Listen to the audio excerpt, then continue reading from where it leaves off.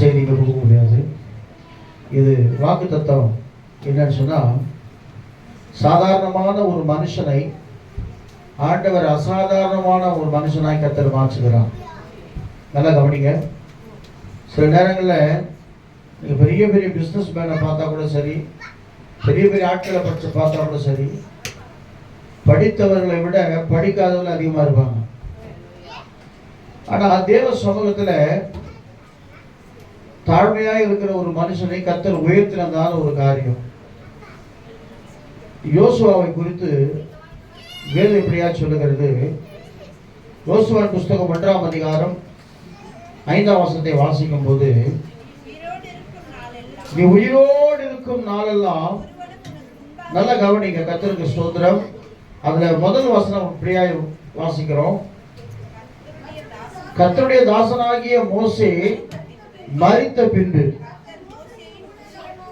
கர்த்தர் மோசேயின் ஊழியக்காரனான நூனின் குமாரன் யோசுவாவை நோக்கி, நல்லா கவனிங்க, இதுல போடப்பட்டிருக்கிறது, கர்த்தர் மோசேயின் ஊழியக்காரனாகிய யோசுவாவை நோக்கி, நீ உயிரோடு இருக்கும் நாளெல்லாம் ஒருவன் உனக்கு முன்பாக இழுத்து நிற்பதில்லை. நான் மோசையோடு இருந்தது போல உன்னோடும் இருப்பேன். நான் உன்னை விட்டு விலகுவதும் இல்லை, உன்னை கைவிடுவதும் இல்லை. அல்லேலூயா சொல்லுவோமா? உற்சாகம் அல்லேலூயா சொல்லுவோமா? நான் உன்னை விட்டு விலகுவதில்லை, நான் உன்னை என்றும் கைவிடுவதில்லை, நான் உன்னை விட்டு விலகுவதில்லை.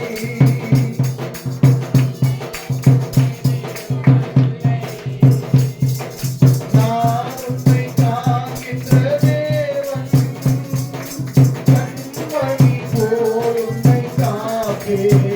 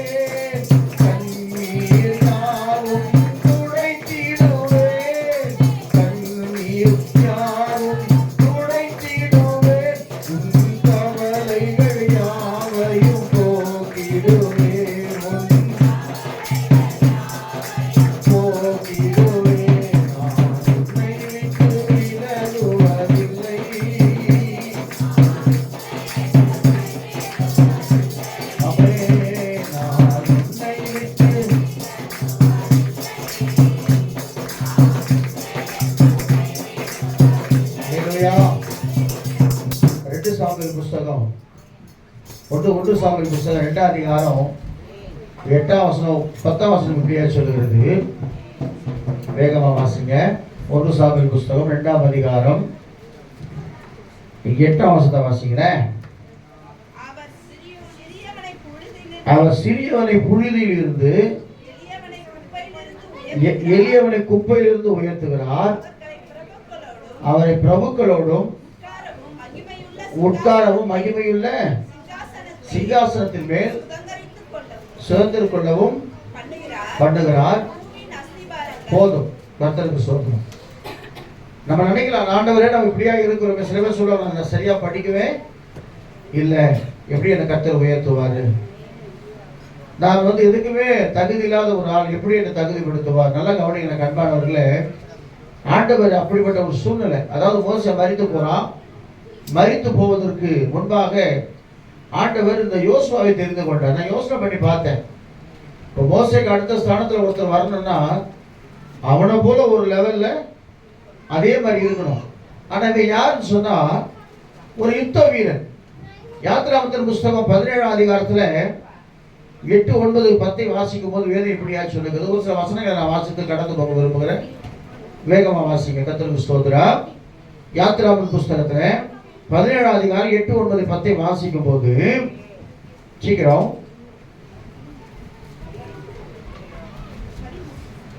யாத்ராகமத்தின் புஸ்தகம், the book of Exodus chapter 17 verse 8, 9, 10. அதற்கு ஜனங்கள் எல்லோரும் ஏகமாய்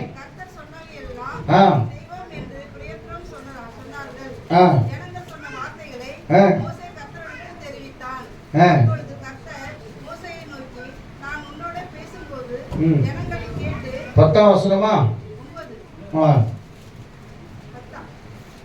வாசிங்க வாசிங்க வாசிங்க.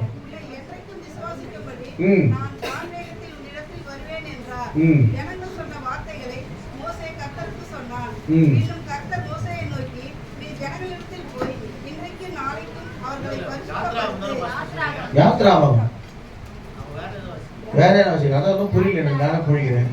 யாத்ராகமுங்க, யாத்ராகமத்தின் புஸ்தகம். Very good. அப்பொழுது மோசே யோசுவாவை நோக்கி, நீ நமக்காக மனிதரை தெரிந்து கொண்டு புறப்பட்டு அமலேக்கருடைய யுத்தம் பண்ணு. நாளைக்கு நான் மலை நோக்கி மலை உச்சியில் போதும். கர்த்தருக்கு ஸ்தோத்திரம். அமலேக்கருடைய ஒரு யுத்தம் நடக்குது. யுத்தம் பண்ணும்போது அவர் சொல்றாரு, சில மனிதர்களை தெரிந்து கொண்டு நீ போய் என்ன செய், சண்டை போடு. நான் போய் மலை உச்சியில் என்ன செய்வேன், அந்த கோலை வைத்துக் கொண்டு ஜெபம் பண்ணி கொண்டிருப்பேன் அப்படின்னு சொல்லி அவர் சொல்றாரு. அப்போ வேதம் சொல்லுகிறது, அந்த 10ஆம் வசனத்தை வாசிக்கும் போது, யோசுவா தனக்கு மோசே சொன்னபடியே செய்து அப்படின்னு பைபிள்ல. உங்களுடைய வாழ்க்கையில நீங்க உயரன்னு சொன்னா கர்த்தர் சொல்றதை நீங்க அப்படியே கீழ்ப்படியணும். அல்லேலூயா சொல்லுவோமா? நோவா பேழையை கட்டும் பொழுது ஆண்டவர் சொல்றபடி கீழ்ப்படிந்தான்னு பைபிள்ல. அவன் சொன்னபடியே, ஆண்டவர் சொன்னபடியே செய்து முடித்தான்னு பைபிள்ல. அதே போல இன்னொரு வசனத்தை நான் பார்க்கிறேன். கர்த்தருக்கு ஸ்தோத்திரம். ஆபிரகாமை பார்த்து ஆண்டவர் சொல்றாரு, நீ காண்பிக்கும் தேசத்துக்கு, நான் காண்பிக்கும் தேசம் நீ போப்பான்னு சொன்னபடியே வேற எந்த காரியம் பேசலாம உடனே கர்த்தருக்கு ஸ்தோத்திரம் ஆண்டவர் சொன்ன வாக்குத்தத்தின்படியே அப்படியே புறப்பட்டு போனான். அப்போ ஒரு மனுஷன் தேவ சமூகத்துல தேவனுக்கு கீழ்ப்படியும் போது கர்த்தர் அவனை உயர்ந்தவனாக கர்த்தர் மாற்றுகிறார். யோசுவாவுக்குள்ள ஒரு கீழ்ப்படிதல் ஆகி இயேசு கிறிஸ்துவுக்கு ஒப்பனையாக இவன் பேசப்படுகிறான். இயேசு கிறிஸ்து எப்படி பிதாவுக்கு கீழ்ப்படிந்தாரோ அதே போல கர்த்தர் இவனை எடுத்து வல்லமையா பயன்படுத்தினார். முதலாவது ஒரு மனுஷன் நம்ம வாழ்க்கையில உயர்த்தணும்னு சொன்னா நல்லா கவனிங்க. ஆண்டவரே அவனுக்கு முகமாசம் மோசேக்கு அடுத்தபடி அவன்கிட்ட கர்த்தர் பேசுறார். அவன் யாருன்னு சொன்னா வேதம் சொல்லுகிறது, வாசி பாருங்க. என்னாகமத்தின் புஸ்தகம் 27ஆம் அதிகாரத்துல 12, 13 வாசிங்க. 18ஆம் வசனத்தையும் வாசிங்க. கர்த்தருக்கு ஸ்தோத்திரம். என்னாகமத்தின் புஸ்தகம் 27ஆம் அதிகாரத்துல வாசிக்கும் போது ஒரு சில வசனம் நான் வாசிச்சு நான் கடந்து போறேன். பின்பு கர்த்தர் மோசேயை நோக்கி,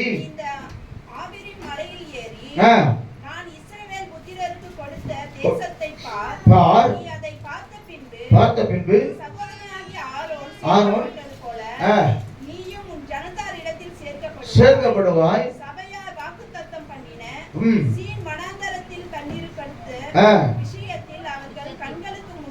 18 வாசிமா.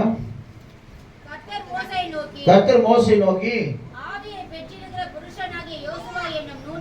ஆவியை பெற்றிருக்கிற யோசுவாவை தெரிந்து கொண்டு அவன் மேல் உன் கையை வைத்து அவனை ஆசாரியனாகிய எலியாசர் முன்பாக சபை அநேகத்திற்கும் முன்பாக நிறுத்தி கண்களுக்கு முன்பாக அவனுக்கு கட்டளை கொடுத்து இஸ்ரவேல் புத்திரராகிய சபையார் எல்லாரும் அவனுக்கு கீழ்ப்படியும்படிக்கு கணத்தில் கொஞ்சம் அவனுக்கு போடு. யார்? மோசே பார்த்து ஆண்டு சொல்ற, நீ இனிமேல் செய்ய மாட்டேன், இஸ்ரவேல் ஜனம் நடத்த முடியாது, அவன் தான் யாரும் மறிக்கிற போல் நீயே மறித்து போறேன்னு சொல்ற. நல்லா கவனிங்க. முகமுகமா கர்த்தருடைய தீர்க்கதரிசி, முகமுகமா கர்த்தருடைய பேசின மனுஷன் அவன் கானானுக்குள்ள பிரவேசிக்க முடியல. ஏன் முடியல? அவன் தான் இஸ்ரவேல் ஜனங்களை நடத்தி கொண்டு போறான். செங்கடல் ரெண்டா புழக்கிறாரு. செங்கடல் அப்படி கோலமிட்டு ரெண்டா புழக்குது. ஆசரிப்பு கூடாரத்துல கர்த்தர் இறங்குறாரு. கர்த்தர் மகிமையை பார்க்கிறாரு. கர்த்தரோடு முகமுகமா பேசுறாரு. அவருடைய கர்த்தருக்கு ஸ்தோத்திர பின்புறத்தை பார்க்கிறாரு. இவ்வளோ காரியத்தை மோசே செய்தாலும் கூட ஜனங்களுடைய பேச்சை கேட்டு கண்மலையை பார்த்து பேசுன்னு ஆண்டவர் சொன்னார். கண்மலையை அடிச்சிட்டார். அல்லேலூயா சொல்லுவோமா? நான் யோசனை பண்ணி பார்த்தேன். இவ்வளோ பெரிய மோசே ஜனங்களை திருப்திப்படுத்துவதற்காக கூட சில காரியங்களை பேசணும் யோசிப்பேன். இந்த புட்டு நம்பி பேச்சு சில நினைப்பாங்க. ஆனா நல்லா கவனிங்க. ஜனங்கள் பேச்சு சவுல் ராஜா கூட வேதம் தான் சொல்லுது. ஆசாரியம் வருவதற்கு முன்பதாகவே பலி யார் செலுத்தணும்? ஆசாரியம் தான் பலி செலுத்தணும். இவர் ராஜா பலி செலுத்தக்கூடாது. இவர் வந்து தேவ சமூகத்துல உட்காரணும். இதுதான் ஒரு வேலை. பலி செலுத்துற வேலை யாருது? ஆசாரி. அதனால தான் ஆரோனை கர்த்தர் என்ன செய்யறாரு? ஆரோனை போல ஒருவர் அழைக்கப்படாவிட்டால் அந்த கனமான ஊழியத்திற்கு தானாய் ஒருவனும் ஏற்படுத்துவதில்லை. ஆரோனை கர்த்தர் விசேஷமா அவன் சந்ததியை ஸ்பெசிபிக்கா ஆண்டவர் ஆராதனை செய்து அவனை பரிசுத்தப்படுத்தி அவனுக்கு விசேஷித்த ஆடைகளை உடுத்தி அந்த ஆசரிப்பு கூடாரத்துல அவன் தான் ஊழியம் செய்யணும்னு சொல்லி கர்த்தர் வச்சிருக்கிறார். இது அவசரப்படாத சாமுவேல் தீர்க்கதரிசி தான் அந்த ஆசாரிய ஊழியம் சொல்லி கர்த்தர் வச்சிருக்கிறார். சவுல் கொடுக்குன்னு ஜனங்கள்லாம் சிதறி போறதை பார்த்துட்டு உடனே டக்குன்னு செய்யறாரு. இவர் பலி செலுத்த ஆரம்பிக்கிறாரு. அன்னையோட ஒரு ராஜ்யபாரம் முடிஞ்சு போச்சு. நல்லா கவனிங்க எனக்கு அன்பான தேவ பிள்ளைங்க. தேவனுடைய வார்த்தைக்கு கீழ்ப்படுகிற தேவ பிள்ளைகளை கர்த்தர் உயர்த்துகிறவராக இருக்கிறார். மோசே நீ இனிமேல் காண மாட்டேன். அதுக்கு பதிலு யோசுவா என்ன செய்? நீ அபிஷேகம் பண்ணு. உன் கணத்துல அவனுக்கு கொஞ்சம் கொடு. சொல்லு, எல்லாரும் சொல்லு. எப்படி எனக்கு பயப்படுறீங்களோ அதே மாதிரி யாருக்கு பயப்படணும்? யோசுவாவுக்கும் நீங்க பயப்பட. நான் எல்லாரும் மத்தியில என்ன இருந்தவன்? அவன் ஒரு யுத்த வீரன். அவன் சாதாரண சண்டைக்கு போறோம் தானே. அவனான அவன் நடத்துறதுன்னு சொல்லி அநேக ஜனங்கள் நினைத்து கொண்டிருந்தாங்க. ஆனா வேதம் சொல்லுகிறது, அந்த தேசத்தை பங்கிட்டு இஸ்ரவேல் அந்த 12 கோத்திரங்களுக்கு கொடுக்கும்படியாக கர்த்தர் அவனைத்தான் தெரிந்து கொண்டார். நீங்க நினைக்கலாம், நாமெல்லாம் எப்படி கர்த்தரை தெரிந்து கொண்டிருக்கிறாரா? கவனிங்க. இங்க உட்கார்ந்து கொடுக்கிறவங்களை பார்த்து சொல்றேன். எரேமியா 1:5 சொல்லுது, தாயின் கருவிலே உருவாகும் முன்னே உங்களை பேர் சொல்லி கர்த்தர் அழைச்சிருக்கிறேன். வெளியே சொல்லுவோமா? ஆனா யார் ஒருவர் தேவனுடைய வார்த்தைக்கு, தேவனுக்கு, தேவ சமூகத்திலே தேவ வார்த்தைக்கு கீழ்ப்படிந்து நடக்கிறார்களோ, உண்மையா சொல்றேன், அடுத்த வருஷம் இதே நாளிலே கர்த்தர் உங்களை உயர்த்திருப்பார். ஒரு மனுஷன் உயர்த்த முடியாது. ஒரு மனுஷன் இன்னொரு மனுஷனை உயர்த்தவே முடியாது. அதான் பாருங்க, டைரக்டா ஆண்டவர் சொல்றார், நீ உயிரோடு இருக்க நாளெல்லாம், இந்த பூமியில நீ வாழ்கிற நாளெல்லாம் யாரா இருந்தாலும் சரி உனக்கு எதிர்த்து ஒருவன் இருப்பதே இல்லை. ஏன் தெரியுமா? நான் எப்படி மோசேக்கு சப்போர்ட் பண்ணி அவன் கூடவே இருந்தோனோ அதே மாதிரி நான் கூட இருப்பேன். அவன் இயேசு நம்ம கூட இருந்தா எவ்வளவு சந்தோஷம். இப்போ சாட்சி கேட்டேன்ல, அப்படியே பாடிக்கிட்டே இருக்கிறேன். ஹல்லேலூயா, கர்த்தருக்கு ஸ்தோத்திரம். அப்படிதான் அதான் அந்த சங்கீதக்காரர் சொல்றான். கர்த்தர் ஒன்னா சங்கீதம் சொல்லிட்டு ஒன்னா சங்கீதம் ஒன்னா சொல்லிட்டு, துன்மார்க்கனுடைய ஆலோசனை நடவாமல், பாவிட வேலை இல்லாமல், பரியாச உட்காரிடத்திலே உட்காராமல், கர்த்தருடைய வேதத்தில் பிரியமாயிருந்து இரவும் பகலும் தியானமா இருக்கிற மனுஷன் பாக்கியவான். அப்ப என்னன்னா 24 hours உட்காந்து ஜெபமே பண்ணிவிடமா பாஸ்டர்? வீட்டு வேலை செய்யக்கூடாதா? துணி துவைக்க கூடாதா? சாப்பாடு செய்யக்கூடாதா? அப்ப நான் என்ன பண்ணணும்? வேற ஒன்றும் பண்ண வேணாம். நீங்க எதை செய்து கொண்டிருந்தாலும் உங்க நினைவு கர்த்தரோட கூட இருக்கும். அதான் 34 சங்கீதத்துல சங்கீதக்காரர் சொல்றான், கர்த்தரை நான் எக்காலத்திலும் ஸ்தோத்தரிப்பேன், அவர் துதி எப்போதும் என் வாயில் இருக்கும். நான் அடிக்கடி சொல்லுவேன், குழம்பு தாளிக்கு போனவங்க சோத்திர ஆண்டவர், சோத்திர ஆண்டவர், இந்த குழம்பை சூப்பராக மாற்ற ஆண்டவரிடம் மாற்றிடுவார். பெருக்கும் போது ஆண்டவரே சோத்திரப்பா, பெருக்கும் போது எனக்கு ஒரு சின்ன விலன் கொடுங்க ஆண்டவர், விளைவிடத்தில் பூர்ணமாக விலங்குன்னு சொல்லி நான் வசத்தை பயன்படுத்தவே கிடையாது. இயேசுவே வசத்தை கொடுத்தா பிசாசு ஜெயிச்சார். சொல்லுவாங்க, ஒரே கால்வலி பாஸ்டர், நடக்க முடியல. சொல்லுங்களேன், மான் கால்களை போல என்னை கர்த்தர் மாற்றுவார். என் சரித்திர ஒரு பெரிய பலனை கர்த்தர் கொடுப்பார். கர்த்தருக்கு ஸ்தோத்திரம். உங்களுக்கு நீங்க சொன்னீங்கல்ல, எல்லாருக்கும் ஜுரம், எனக்கு ஜுரம் வந்தது, ஏன்னா ஸ்டீல் படியா இருக்கு, எல்லாம் ஜுரம் வரும். ஆனா அந்த வசனத்தை கொண்டு நம்ம மேற்கொள்ளணும். பிசாசம் என்ன சொல்றான், மலை மேலேருந்து மகிமையை பார் அப்படின்றான். யார் கொடுக்குது மகிமை? மகிமையும் கனமும் அவர் சமூகத்தில் இருக்குது. அவர்கிட்ட இருந்து வாங்கி அவருக்கே சொல்றான், காட்டுறான். அப்புறம் நீ குதி, உண்மை குறித்து எழுதியிருக்கிறதே உங்களுடைய தூதர்களை கொண்டு பதிலுக்கு பதில் ஆண்டவர் சொல்றாரு. மனுஷன் அப்பத்தினால மாத்திரம் இல்லை, தேவனுடைய வாய்ந்த பிறகு ஒவ்வொரு வார்த்தையாலும் பிழைப்பார். எந்த இடத்துல நீங்க வார்த்தையை பயன்படுத்துறீங்களோ அதான் ஏவனுக்கு தேவனோடு. அப்படியே என்ன அர்த்தம்? மனைவி பிள்ளைங்க எல்லாம் விட்டு அப்படியே ஆண்டவர் பின்னாடியே போல, அவன் வாழ்ந்த நாட்களிலே ஃபுல்லா கர்த்தரோட நினைவில் இருந்தபடினால நினைவெல்லாம் அல்லேலூயா. நம்ம நினைவில் எங்க இருக்கணும்? பாடுறோம் இல்லையா? அவர் நம்ம நன்மை நினைப்பாருங்க. என் நினைப்பாவே இருப்பவரே ஏசையா, நினைச்சாலே உள்ளவெல்லாம் சொல்லுதையா. என் நினைப்பாவே இருப்பவரே ஏசையா, நினைச்சாலே உள்ளவெல்லாம் சொல்லுதையா. அப்பா அம்மா நீங்கதான், ஆசையெல்லாம் நீங்கதான், ஆதரவு நீங்கதான், ஆறுதலும் நீங்கதான். சொல்லுங்க, நல்ல பிரசவம். அன்புக்கு முன்னாலே உலகம் வானத்தை போல மனசு பெருசுதான்.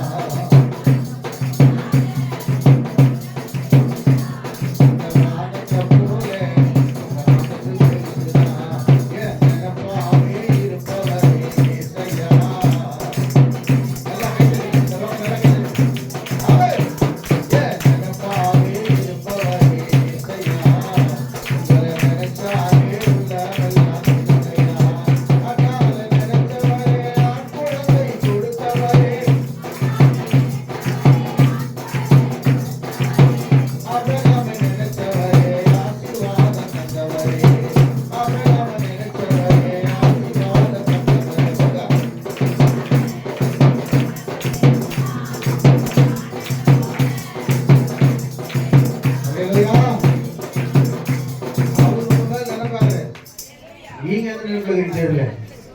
ஏசையா. அதனால்தான் அவர் சொல்றாரு, நான் உன்னை விட்டு உன்னை, அப்படின்னா என்ன அர்த்தம்? விலகவும் மாட்டேன், கைவிடவும் மாட்டேன். நான் மோசையோடு இருந்தது போல எப்படியெல்லாம் மோசைக்கு மகிமையை காண்பித்தனோ, நான் நிற்கும் போது உனக்கு முன்பாக எவனை நிற்பதே அப்படி நினைச்சுங்க. என் கூட இயேசு இருக்கிறார், எனக்கு முன்பாக அவர் போய் கொண்டிருக்கிறார், எனக்கு பின்பாக அவர் இருக்கிறார், என் சைட்ல அவர் இருக்கிறார். அதான் சொல்றாரு, என் வலது பார்சத்தில் அவர் இருக்கிறபடியால் நான் அசைக்கப்படுவதில்லை. கர்த்தர் என் வலது பார்சத்தில் எப்போது எனக்கு முன்பாக வைத்திருக்கிறேன். எனக்கு அன்பான தேவ பிள்ளை, இந்த காலையில சொல்ல, நீ யாரை முன்பாக வைக்கிற? ஒரு காரியம் செய்யணும், கர்த்தரை முன்பாக வைங்க. ஆண்டவரே, இந்த காரியம் செய்ய போறேன், இந்த பிசினஸ் ஆரம்பிக்க போறேன், இந்த வேலையை ஆரம்பிக்க போறேன், இதெல்லாம் ஆண்டவரை நீங்க முன்பாக வைக்கும் போது, உண்மையாய் சொல்றேன், எப்பேற்பட்ட பிரச்சனை பிசாசு கொண்டு வந்தாலும் கர்த்தர் நீங்கள் அசைக்கப்படாதபடிக்கு உங்களை பாதுகாக்கிறவராக இருக்கிறார். அல்லேலூயா சொல்லுவோமா? அதான் ஆண்டவர் சொல்றாரு, கர்த்தருக்கு ஸ்தோத்திரம். 14ஆம் அதிகாரத்துல தேவனுக்கு மகிமை உண்டாகட்டும் 4, 5, 6 மட்டும் வாசிங்களேன். ஏன் அவனை ஆண்டவர் செலக்ட் பண்ணா? முதல்ல உட்கார்ந்து நான் சொல்லிடுறேன், முதல்ல விஷயத்த சொல்லிடுறேன், சீக்கிரமா முடிக்கிறேன். கர்த்தருக்கு ஸ்தோத்திரம். எதுக்கு ஆண்டவர் செலக்ட் பண்ணார்னா, முதல்ல மோசேயின் ஊழியக்காரனா இருந்து மோசே சொன்னதெல்லாம் செஞ்சான். இப்ப நான் சொன்னல, ஒரு சகோதரி நான் சொல்லிட்டு வந்தேன், நல்லா நீங்க என்ன செய்யுங்க, ஜெபம் பண்ண ஆரம்பிங்கன்னு. அவன் ஒரு 10 நிமிஷத்துல ஒரு பெரிய சேஞ்ச் அவங்க ஃபேஸ்ல நான் பார்த்தேன். 10 நிமிஷத்துல 2 முழங்கால் படிட்டு அறிக்கையிட்டு ஜெபம் பண்ணி அழுதாங்க. 10 நிமிஷத்துல அவங்க பேசி முடிச்ச பிறகு அவங்க முகமே சுத்தமா மாறி போச்சு, ஸ்டைலே மாறி போச்சு. சில வார்த்தைகளை தீர்க்க தரிசனமா ஜெபத்துல கர்த்தர் சொன்னார். அவங்களுக்கு சொன்ன உடனே சந்தோஷமாயிட்டாங்க. பாஸ்டர் நினைச்சது அப்படியே சொல்லிட்டீங்க பாஸ்டர், நடந்த சம்பவத்தினால. நான் இல்லை, கர்த்தருடைய ஆவியானவர் சொன்னார். அல்லேலூயா சொல்லுவோமா? அப்ப அந்த நிமிஷத்துல ஆண்டவர் சுகம் கொடுத்தார். அப்ப ஏன் அவன் சொன்னார்? நான் முதல்ல சொன்னபடியே மோசே சொன்னார், பாப்பா நீ மனுஷன் தெரிந்து கொண்டு அமலேயர்களோடு என்ன செய், யுத்தம் பண்ணு. நான் கொஞ்சம் பேர் இருக்கிறோமே அதெல்லாம் பார்க்கல, நேரா போனா மோசே சொன்னபடி யுத்தம் பண்ணா. அதனாலதான் கர்த்தருக்கு ஸ்தோத்திரம், அந்த இடத்துக்கு பேர் யெகோவா நிசி, கர்த்தர் எங்கள் ஜெயக்கொடியாக இருக்கிறார். அல்லேலூயா சொல்லுவோமா? அப்ப கூட மோசே என்ன பண்றான்? சோர்ந்து போகிறான் ஜெபத்துல. சோர்ந்து போகிறதெல்லாம் யாரு தோக்குறாங்க? இஸ்ரவேல் தோக்குறாங்க. எப்பதெல்லாம் கையை தூக்குறாங்க அப்பதான் இஸ்ரவேல் ஜெயிக்கிறாங்க. பார்த்தாங்க ஊரும் ஆர்வம் செஞ்சுட்டாங்க. ரெண்டு பக்கம் கர்த்தருக்கு சொல்ற கல்லு கலந்து உட்காந்து கையை தூக்கி சண்டை முடிகிற வரைக்கும் மோசே கை உயர்ந்த. அப்ப என்ன அர்த்தம் தெரியுமா? உன் கை எப்போதெல்லாம் உயர்கிறதோ உனக்கு விரோதமா இருக்கிற சத்துருக்களை கர்த்தர் சிதறடிக்கிறவராக இருக்கிறார். உன் கை எப்பொழுதெல்லாம் தாழ்கிறது, எப்பதெல்லாம் ஜபத்தை விடுறியோ பிசாசு மேல உட்காந்துக்கிறான்னு அர்த்தம். எப்பெல்லாம் ஜபத்துல போராடி கொண்டிருக்கிறாயோ அவன் கீழே இருப்பான். எது வேணும்? எப்போ ஸ்தோத்திரம் பண்ணிட்டே இருங்க. ஸ்தோத்திரம் பண்ண தேவ பிரசன்னம் உங்களுக்குள்ள இருந்தா பிசாசு வரமாட்டான். அல்லேலூயா சொல்லுவோமா? அப்ப இந்த 14ஆம் அதிகாரத்துல ஒரு சம்பவத்தை ஆண்டவர் சொல்றார். கர்த்தர் என்ன சம்பவம் சொன்னா நல்ல கவனிங்க. முதல்ல யாருன்னா சொன்னபடியே செய்தான். ரெண்டாவதாக கர்த்தருக்கு ஸ்தோத்திரம் 17ஆம் அதிகாரத்துல ஆண்டவர் அவனை செலக்ட் பண்ற. சாதாரணமான ஆளை பார்த்து சொல்ற, மோசே நீ என்ன மாட்டேன், நீ அவனைதான் மறிச்சு போயிடு, நீ கானானுக்குள்ள போக முடியாது, நான் அவனைதான் செலக்ட் பண்ணி சொல்லி செலக்ட் பண்ணி ஆண்டவர் முதலாவது கர்த்தருக்கு ஸ்தோத்திரம் 14ஆம் அதிகாரத்துல ஒரு வசனம் இருக்கு. இஸ்ரவேல் ஜனங்களை அவன் அனுப்புறான் சுத்தி பார்க்கறது. யாரு? மோசே அனுப்புறார். எத்தனை பேர் அனுப்புறாரு? நீங்க என்ன படிச்சு பாருங்க. 12 பேரை அனுப்புறாரு. அதுல யோசுவாவும் காலேபும் போறாங்க. 12 பேர் அனுப்புறாங்க. அங்க பார்த்தா எல்லாம் பெரிய பெரிய ராட்சதர்களாக இருக்கிறாங்க. பெரிய பெரிய ராட்சதர்கள், பயங்கரமான ஏதோ சந்ததி அங்க இருக்கிறாங்க. இன்னமும் இஸ்ரேல் நாட்டில் நீங்க போய் பார்த்தீங்கன்னா கர்த்தருக்கு ஸ்தோத்திரம், இப்ப போக முடியாத ஒரு சூழ்நிலை இருக்குது. கர்த்தர் சித்தவன நாம எல்லாம் போவோம் நான் விசுவாசிக்கிறேன். நீங்க சொல்லுவோமா? ஒரு திராட்சை கூட இவ்வளவு பெருசு இருக்குமா? பழங்கள்லாம் பெரிய பெரிய பழமா இருக்குமா? ஏன்னா அந்த பிளஸிங் ஆசீர்வதிக்கப்பட்ட தேசம் அது. அல்லேலூயா சொல்லுவோமா? நீங்க அந்த அன்னைக்கு கூட நான் யூடியூப்ல பார்த்தேன். இஸ்ரேல் தேசத்தை அதாவது வனாந்திரமான இடத்தை இவங்க போய் அங்க போயிட்டு ஒரு செழிப்பான பிளேஸா மாத்திட்டாங்க. அந்த அளவுக்கு ஒரு ஆசீர்வதிக்கப்பட்ட ஒரு தேசம், அது கடவுளின் தேசம் சொல்றாங்க. அந்த பாருங்க கர்த்தருக்கு ஸ்தோத்திரம். அப்போ இவன் போனா எல்லாம் பெரிய பெரிய ஆட்கள். அந்த வந்த 10 பேர் நம்ம சொல்லிடுறாங்க, நம்ம போய் அவங்க ஒண்ணுமே பண்ண முடியாது, நம்ம போனா மடிஞ்சிடுவோம், இது தேவையில்லாம தெரிஞ்சீங்கன்னா செஞ்சீங்க, அவங்கள நம்ம சண்டை போட போயிட்டோம். நல்லா கவனிங்க, இவன்கிட்ட இருக்கிற ஒரு விசுவாசம் தெரியுமா? கர்த்தர் என் கூட இருக்கிறார். சூழ்நிலை நம்ம பார்க்கவே கூடாது. நல்லா கவனிங்க, கடைசி வரைக்கும் நம்ம ஜபத்தை விடவே கூடாது. அவன் சொல்றான், ஒரே ஒரு காரியத்தை சொல்றான். என்ன புத்தகம் 14ஆம் அதிகாரத்தை வாசிக்கும் போது வாசிங்க. கர்த்தருக்கு சொல்ற 9:10 வாசிங்க, சீக்கிரம் வாசிங்க. 9:10. கர்த்தருக்கு விரோதமாக மாத்திரம் கலகம் பண்ணாதிருங்கள். அந்த தேசத்தின் ஜனங்கள் எல்லாம் பயப்பட வேண்டியதில்லை, அவர்கள் நமக்கு இரையாவார்கள். அவர்களை காத்த நிழல் அவர்களை விட்டு விலகி போயிற்று. கர்த்தர் நம்மோடு இருக்கிறார், அவர்களுக்கு பயப்பட வேண்டியதில்லை. அப்பொழுது போதும். பாருங்க, இதுதான் விசுவாசம் என்பது. அல்லேலூயா சொல்லுவோமா? இவங்க 10 பேர் என்ன செய்யறாங்க?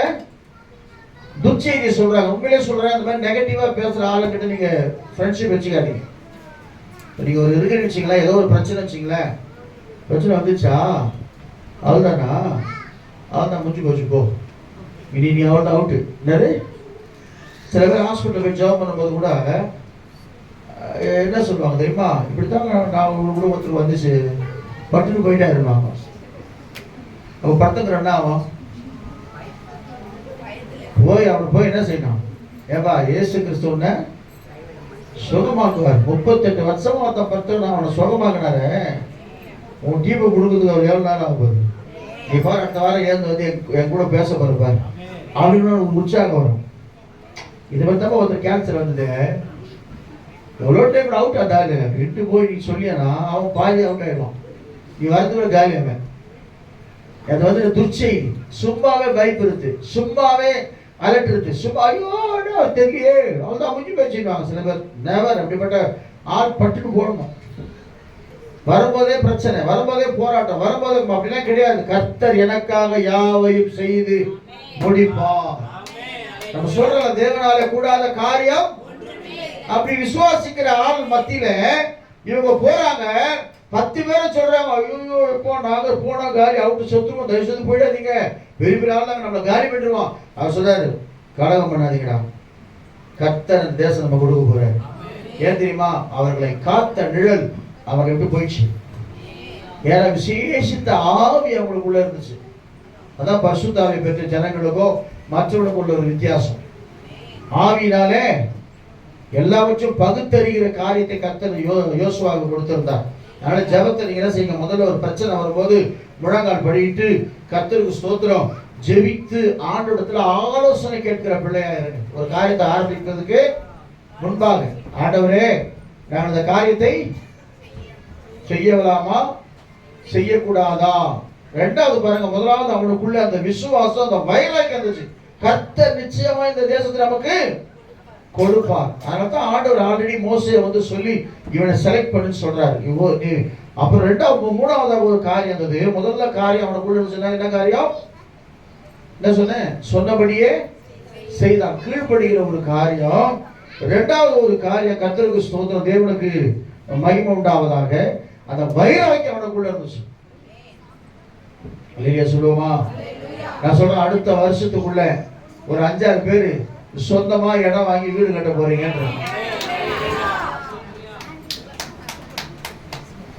பரவாயில்ல, விசுவாசமா இருக்கிறீங்க. உங்க விசுவாசம் உங்களை ரட்சித்தது. சமாதானத்தோடு போங்க. ஹல்லேலூயா. அந்த நம்பிக்கை நடத்தலாம். அடுத்த வருஷம் நான் தவம் போட போறேன். நான் சொல்றேன் அடுத்த வருஷம் சபையை கட்ட போறேன். பாஸ்டர் எங்க வந்து லிங்க் ஆயிடுது. இப்பெல்லாம் ஃபாரின்ல தான் வருது கிடையாது. தப்பா நினைக்காதீங்க. ஏன்னா ஃபாரின் துட்டு வருதுன்னு சொன்னா நம்பாதீங்க. ஸ்ட்ரெயிட்டா அங்கே போயிடுது ரிசர்வ் பேங்க், இங்க வராது. அதனால கர்த்தருடைய வார்த்தையை நீ விசுவாசிக்கும் போது, வைராக்கியம் உனக்குள்ள இருக்கும் போது, என்னதான் தடை வந்தாலும் தடையை உடைத்து கர்த்தர் உனக்கு அற்புதம் செய்கிறவராக இருக்கிறார். கட்டுவீங்களா கட்ட மாட்டீங்களா? கட்டுவீங்களா கட்ட மாட்டீங்களா? சொந்த வீடு சொந்த இடம் கிடைக்குமா கிடைக்காதா? இடமே இல்லை பாஸ்டர். சென்னையிலே வாங்க போறீங்க. பெரிய இடத்தை வாங்கி அங்க வீடு கட்டும்படியா கர்த்தர் கிருபை செய்யணும். இல்லையா சொல்லுமா? அவனுக்குள்ள என்ன இருந்துச்சு? வைராக்கியம் இருந்துச்சு. மூணாவதாக வாசிக்கும் போது தேவனுக்கு மகிமையுண்டாகட்டும், கர்த்தருக்கு ஸ்தோத்திரம், எதிரியுடைய பலத்தை அவன் அறிந்தவனாக இருந்தான்.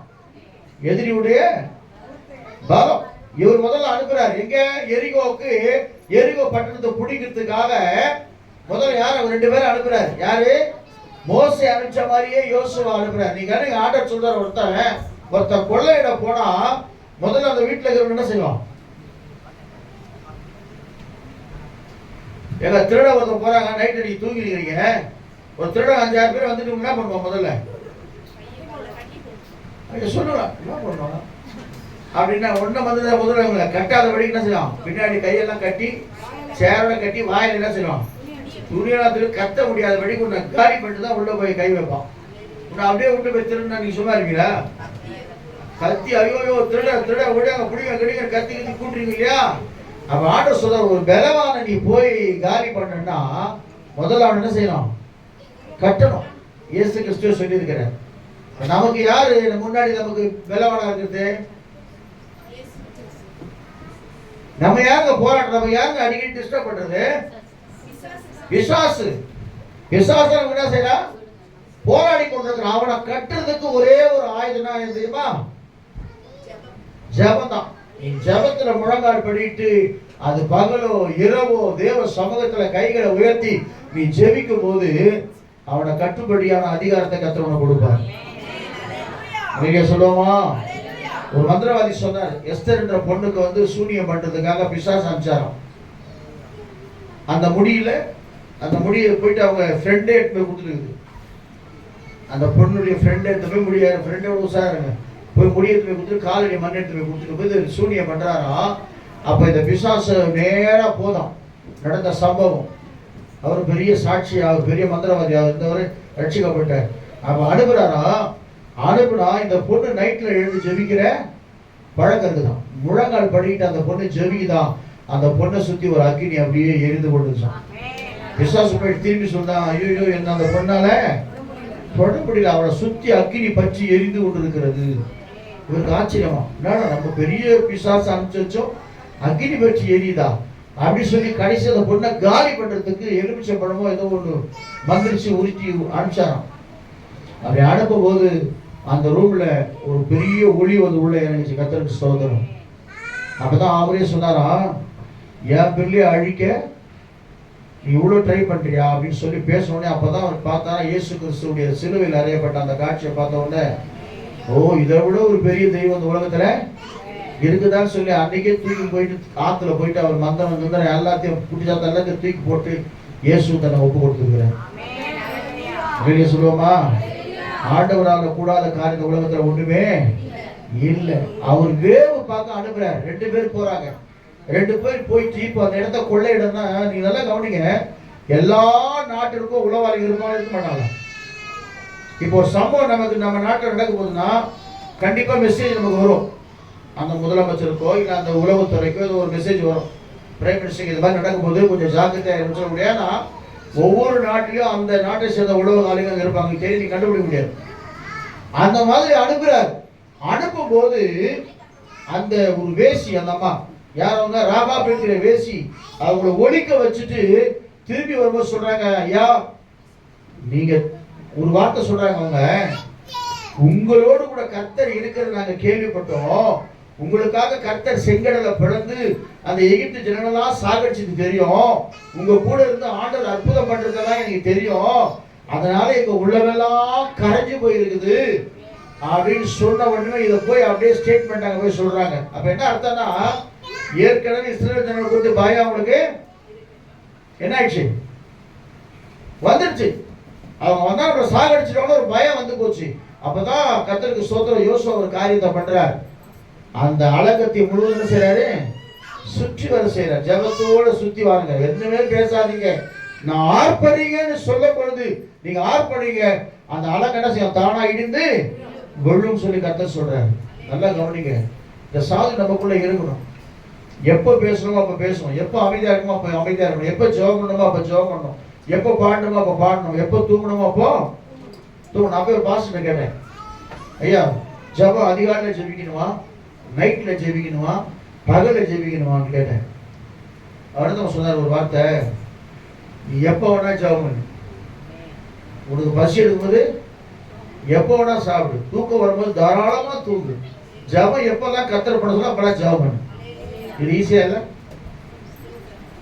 நிறைய சொல்லுமா, எப்பெல்லாம் உன்னை ஜெபிக்க சொல்ற அப்பெல்லாம் ஜெபம் பண்ணு. பாருங்க 7 தடவை சுத்தி வராங்க. கடைசி நாள் சுத்தி வரும்போது, அது 7 முறை சுத்தி வரும்போது ஒண்ணுமே பண்ணல, ஆர்ப்பரிக்கிறாங்க. அலங்க இடித்து உழுது உள்ள போய் எல்லாவற்றையும் கொள்ளையிடும்படியாக கர்த்தர் செய்தார். நிறைய சொல்லுவா. இப்ப என்ன அர்த்தம் சொன்னா, நான் யோசனை பண்ணி பார்த்தேன், எதுக்காக கர்த்தர் இவனை உயர்த்தினார் அப்படின்னு சொன்னா, முதலாவது மோசே சொல்றபடியே செய்யறான். 2வது என்ன செய்யறான், கர்த்தருக்கு ஸ்தோத்திரம், வைராக்கி அவனுக்குள்ள இருந்துச்சு. 3வது அந்த சாதுரியம், எப்படி சத்துருவை மேற்கொள்ள வேண்டும் என்கிற ஒரு சாதுரியம்.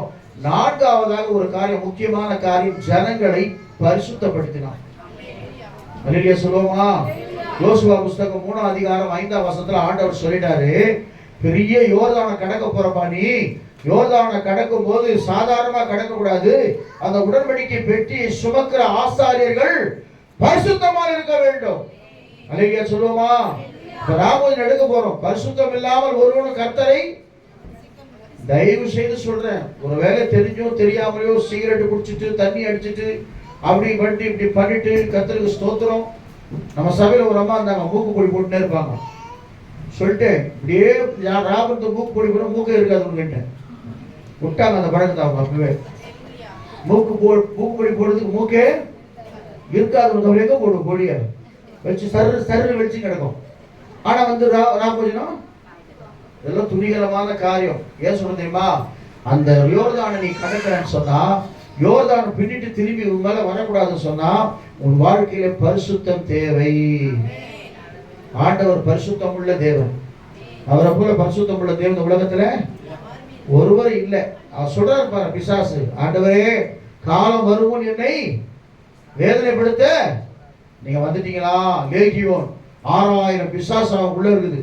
அவன் சொல்றான், காலம் வருமுன் என்ன வேதனைப்படுத்திட்டீங்களா? நீ தான் தேவனுடைய பரிசுத்தம் எனக்கு தெரியும். அலேலியா சொல்லுவோமா?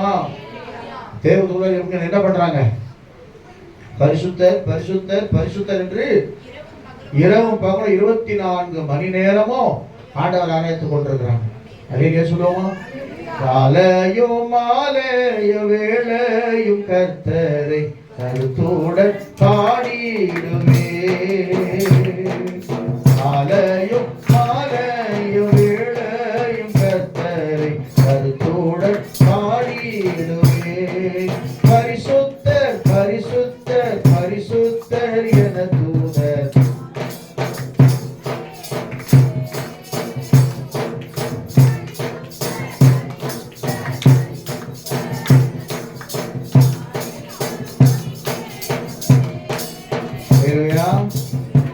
பழைய பாட்டுலாம் பாடினா சவுண்ட் வராது.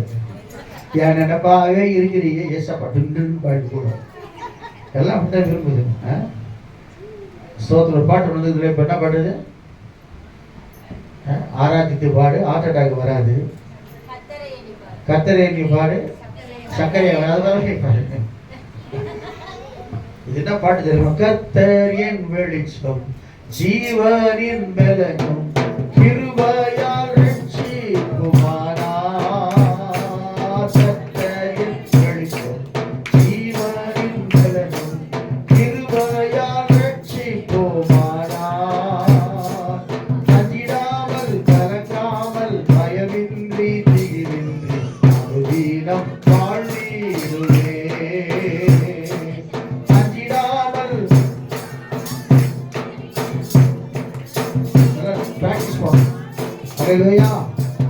இதெல்லாம் பிராக்டிஸ் பண்ணா தாராளம் வரும். அஞ்சிடாமல் கலங்காமல் பயமின்றி திகிலின்றி அனுதீனம்.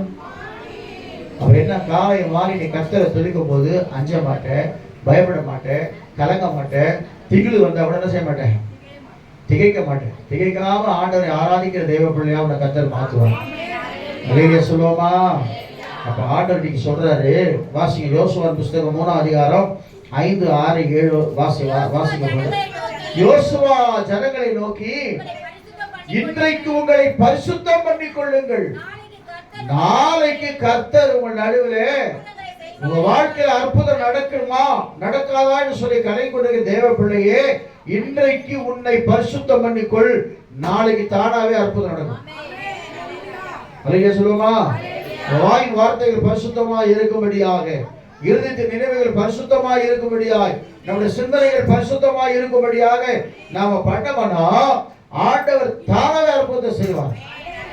அலையா சொல்லுவோமா? அந்த 7ஆம் வசனத்துல 6ஆம் வசனம் 7ஆம் வசனத்தை வாசிக்கும் போது 3, 6, 7 பின்பு யோசுவா ஆசாரியரை நோக்கி உடன்படிக்கை பெட்டியே. அலையா சொல்லுவோமா? இன்னைக்கு தயவு செய்து யாரெல்லாம் கையில பைபிள் எடுத்து வந்து மாத்திர கையில உயர்த்துங்க. பைபிளை எடுத்துனே வரல அப்படின்னு சொல்ற மாத்திர கை உயர்த்துங்க. தயவு செய்து எடுத்து வரலன்ற மாத்திர கை உயர்த்துங்க. உண்மையா கை தூக்கணும். நான் தூக்கி ஜெயில போட மாட்டேன் ஒண்ணு. அப்புறம் பைபிள் இல்லையா அவங்க இருக்கு ஆனா இல்ல இருக்கு ஆனா வீட்டுல இருக்குது. சேஃப்டி லாக்கர்ல போட்டு கூப்பிட்டு வந்தது. வேற யாரும் எத்தனை வரல பைபிள். ஒவ்வொரு கையில என்ன இருக்கணும்? ஏன் தெரியுமா? உடன்படிக்கை பெட்டியை சுமக்கிற ஆசாரியர்கள் கால் பட்டவுடன். அப்ப என்னன்னா, இந்த வேதத்தை நீ சுமந்தா இந்த வேதம் உன்னை சுமக்கும். இருதயத்துல சுமக்கிறதா இருதயத்துல சுமக்கிறோம். சில பேர் செல்ல பார்த்துருப்பாங்க. செல்ல பார்க்காதீங்க. உண்மையா வேதத்தை நீங்க சுமந்தீங்கன்னு சொன்னா அதுக்கு ஒரு பாட்டு இருக்குது. அந்த வேதத்தை நான் சுமந்தால் சத்திய வேதம் என்ன சுமக்கும்னு சொல்லி. அப்ப என்ன அர்த்தம்னா, அந்த வேதத்தை நீ சுமக்கும் போது பைபிளை எடுத்துட்டு கூட சபைக்கு வர முடியாத ஒரு பலவீனமா நீ இருக்கும்போது என்ன பண்ண போறீங்க நீங்க? ஆனா சொல்ற பாருங்க, உடன்படிக்கை பெற்ற என்ன நடந்துச்சு தெரியுமா? எபிரேயர்ல அப்போஸ்தலன் பவுல் அழகா சொல்லிக்கிறார். அந்த உடன்படிக்கை பெற்ற என்ன நடந்துச்சு? Very good. அப்புறம் கிட்ட வரீங்க. ஆரோனுக்கு துளித்த எவ்வளவு விஷயமா உள்ள உடன்படிக்கை பெற்ற அந்த பெட்டியை, பரிசுத்த பெட்டியை சுமக்கிற ஆசாரியர்களை முன்னாடி அனுப்புறான். நம்ம யாரா இருக்கிறோம்? ராஜாக்களும் ஆசாரியர்களா இருக்கிறோம். அல்லேலூயா சொல்லுவோமா? நான் மட்டும் இல்ல, நீங்க எல்லாருமே ஆசாரியர்கள் தான். பாடுறோம், ராஜாக்களும் நாங்களே. ஆமா, தேவனுடைய பிள்ளைகளா இருக்கிறோம். அதிகாரத்தை கற்று 4 கேட்டகரியில வந்திருக்கிறோம். என்னது?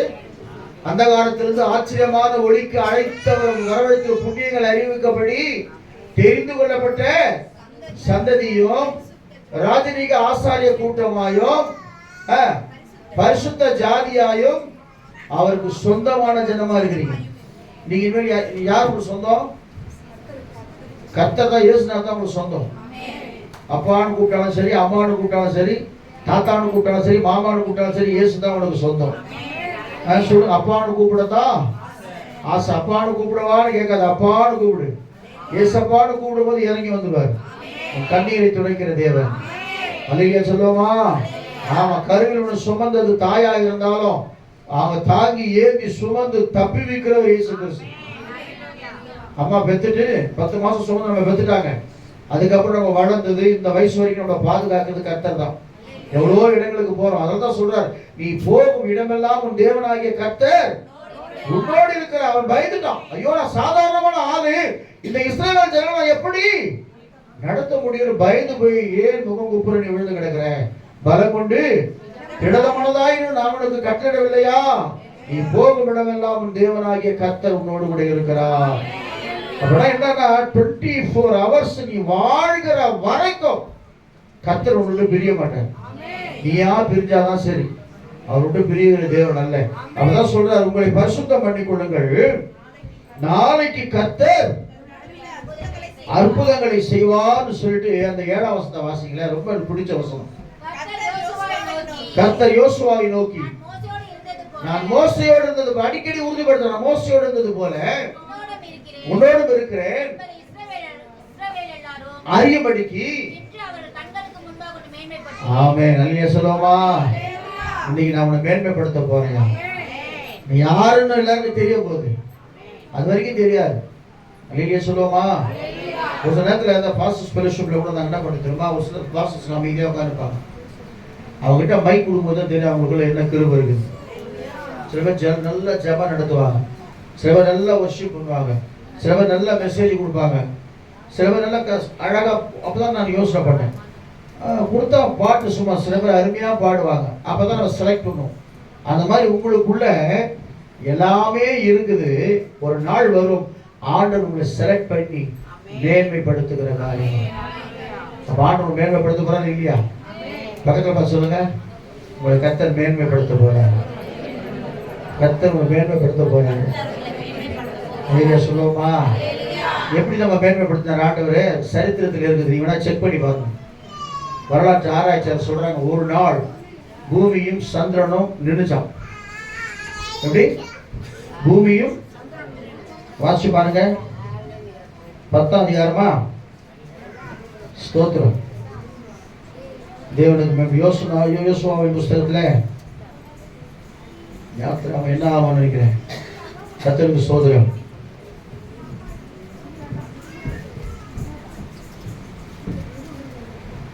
அவன் பார்த்து சொல்றான் ஒரே ஒரு வார்த்தை, சண்டை போடும்போது, சூரியனே நீ தரித்து நில். ஜனங்கள் வெரி குட் சிஸ்டர். என்ன அதிகாரம் பாருங்க? 10:13. Very good, very good, very good. வாசிங்க. சூரியன் தரித்தது, சந்திரன் நின்றது, எதுக்கு இல்லையா?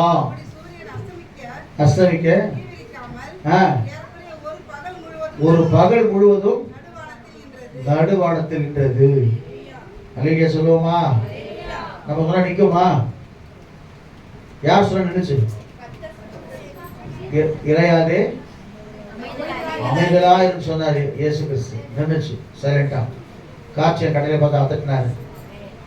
இவரை விட்டு புறப்பட்டு போனார். புறப்பட்டு போயிடுச்சு. அப்புறம் லாசருவே எழுந்து வானாரு. செத்து போன 4 நாள் கழிச்சு வெளியே வந்து நிற்கிறான். இந்த அதிகாரம் யாரு கொடுத்திருக்காரு? பிதாவாகிய தேவன் குமாரனாகிய இயேசு கிறிஸ்து கொடுத்த அதிகாரத்தை யோசுவாவுக்கு கர்த்தர் கொடுத்தார். வானத்தில் சுவாசமா சொல்றான், சூரியனே அங்கே நீ நெல், எனக்கு வெளிச்சம் போன நான் சட்டை போட போறேன், நான் ஜெயிச்ச பிறகும் நீ போயிட்டான். அந்த அளவுக்கு ஆண்டவர் ஒரு மேன்மை கர்த்தர், வானத்தின் பூமியுமே கட்டளை கொடுக்கிற மேன்மை கர்த்தர் நம்ம கொடுத்துருக்கிறார். இடத்துல கூட ஜெபம் பண்ணும், ஆண்டவரே மழை வரக்கூடாதுன்னா நான் புதன்கிழமை காலையில் உட்காந்து ஜெபம் பண்றேன், ஆண்டவரே இந்த மாதிரி பப்பு மந்தாரமா இருக்குது, மழை வரக்கூடாது ஆண்டவரேன்னு சொல்லி ஜெபம் பண்றேன். ஜெபம் பண்ண பிறகு உண்மையிலே சொல்றேங்க, சாதாரணமா நம்ம ஜெபிக்கிற ஜெபத்தை கர்த்தர் கேட்கிறவர். அந்த கிளைமேட்டே வித்தியாசமாகி போச்சு. ஏசிஸ்லாம் போடல, திறந்து விட்டு ஃப்ரீயா காத்துல அழகா சொல்றான், சூப்பர் கிளைமேட் பாஸ்டர், நல்லா அருமையா இருக்குது கிளைமேட். அப்படி எனக்கு ஒரு பேப்பர் ஏசி போட விட்டு, ஏசி போடவே 2 ஏசி போடல, கிளீனா ஆராய்ச்சாங்க. அப்போ நம்ம ஜெபத்தையே கர்த்தர் கேட்கிறாருன்னா தேவன் மேல வைராக்கியமாய் பாருங்க. அந்த பரிசுத்தமா சுமக்கிற ஆசாரிகள் மேல போன உடனே பிரவாகித்து வருகிற யோர்தான் அப்படியே பின்னோக்கி போய் ஒரு குவியலா நிக்குது. அப்படியே சும்மா அதை இமேஜின் பண்ணி பாருங்களேன். செங்கடல் பிளக்கிறது, யோர்தான் பிடித்து நிக்குதுன்னு பாருங்களேன். அப்ப என்ன அர்த்தம் தெரியுமா? நீ பரிசுத்த ஜீவியம் செய்யும் போது உனக்கு எதிராக வருகிற பிரச்சனைகள் உன்னை தொடாதபடிக்கு அப்படியே நிற்கும். சொல்லுவோமா? ஆமா. இன்னைக்கு ஒப்பு கொடுங்க ஆண்டவர் சமூகத்தில், ஆண்டவரே யோசுவாவை போல எங்களை மாற்ற ஆண்டவர். நாங்க சாதாரணமானவர் தான், ஆனா அவனை நீங்கள் தெரிந்து கொண்டு அந்த இஸ்ரேல் ஜனங்களுக்கு தன் நாடுகளை பிரித்து கொடுக்க செய்ய. 2வது கடைசியா ஒரு வசனம் என்ன தெரியுமா? அவன் சொல்றான், நானும் என் வீட்டாரும் என்றால் கர்த்தரையே சேவிப்போம். அப்ப என்ன வாசி பாருங்க, கடைசியா 24 அதிகாரத்துல 14-15 வாசிங்களேன். 24 அதிகாரம், யோசுவா 24 அதிகாரத்துல 14-15 வாசிட்டு கடைசியா 29 வசனத்தை வாசிங்க. ஆகையால் நீங்கள் கர்த்தருக்கு பயந்து சேவித்து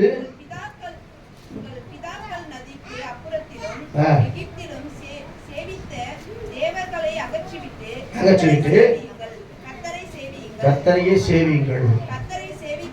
கர்த்தரை சேவிக்கிறது கண்டால் யாரை சேவிப்பீங்க? ஹல்லேலூயா. அப்ப என்ன சொல்றா பாருங்க, கர்த்தரை சேவிக்காம யாரை சேவிப்பீங்க? சடுதல ஒரு சாட்சி தெரியுங்களா? ஆபீஸ்ல நான் கூட சரி ஒரு சேட்டுல தான் ஒர்க் பண்ணிட்டேன். தீபாவளி டைம்ல பயங்கரமா இருக்கும். நான் அப்போ அப்படியே ஒதுக்கிட்டு சொல்லிட்டா நிற்பேன். அப்போ அவரே சொல்லுவார், இவங்க வரமாட்டாருப்பா, கிட்ட வரமாட்டாருப்பா, அவர் விட்டுருப்பா அப்படின்ட்டு அவரே சொல்லுவார், தனியாக ஸ்வீட் வாங்கி வச்சு எடுத்து போடுவார். எது அப்போ அந்த ஓட சொல்லலாம்ல, ஓ உடுவர் சட்டமா நீ பண்ணியா, நான் அப்படி பண்ணா வேலை விட்டு வந்தோன்னு தெரியும் அவருக்கு. நம்மளோட வைராக்கு எதில் காட்டுறதுமா? ஆண்டர் மேலே காட்டு. பொறி கட்டிக்காது நமக்கு. போய் பொறிக்கட்டில் போயிட்டு ஒரு படி பொறிக்குன்னா வாங்க போகுது, ஒச்சக்கலை போய் வெள்ளை போடுவாங்க துணி கடை வீட்டில். ஆயுத பூஜை தான் பொரிய வாங்கணுமா நீ? அல்லையா சொல்லுவோமா? ஆயுத பூஜை தான் தேங்காய் வாங்கணுமா நீ? போய் நேராக போறீங்களா வீட்டுக்கு, போகும்போது பொறி கட்டிக்கு போயிட்டு ஒரு படி பொறி கொடுப்பான் அப்படி சொல்லி வாங்கி வச்சுக்கணும். தேங்காய் நல்லா ஒட்டி வச்சுக்கணும். அப்படியே வச்சு சோறு கொடுத்துனாலும் துணி கிடக்கலாம். நம்ம அப்படின்னு செய்யலாம். அது பொறி குடிக்கலையா?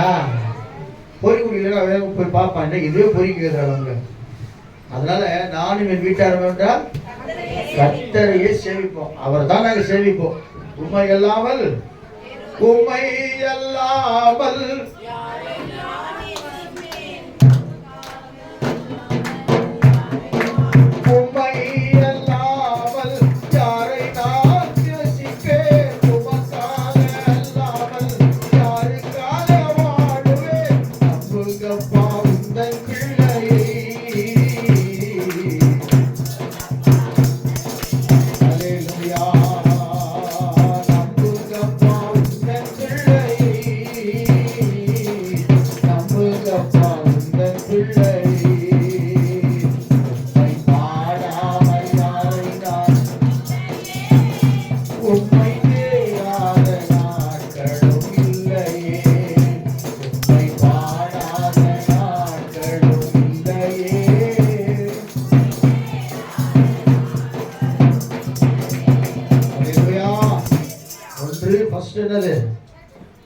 கீழ்ப்படிதல், அப்புறம் வைராக்கியம்,